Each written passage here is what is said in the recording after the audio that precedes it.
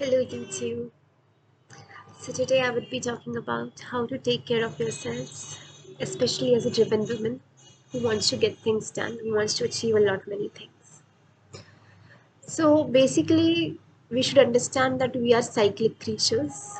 The we work according to the moon cycles and especially designed in a very masculine corporate structures which operate according to the sun cycle. It might happen to you that you you might fall ill or something.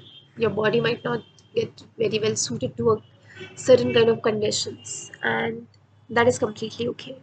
That's okay. So for me, what especially when I was at IIM, what I used to do is I used to have a beautiful tracker, and I used to just count the phases, like is it what for example, if it's Amavasya and if it's full moon. These are the two moon phases we should very well take into consideration, and just go ahead and sit with moon most of the time. The more you are sitting with moon, the more energy you are taking in from the moon, the better it is for you. The better every you will not have that high level of mood swings. You will not have high level of urges. You will not have what I could say the instincts to do whatever you want to do. It's a very difficult phase for some women, and for some women it goes with the flow. And even one particular moon cycle for you might be different.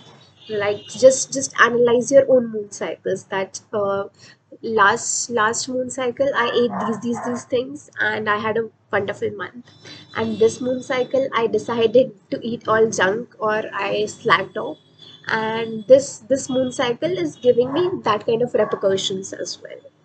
So it's a beautiful thing that our bodies just instantly give us that feedback that this is not working, this is not working for us.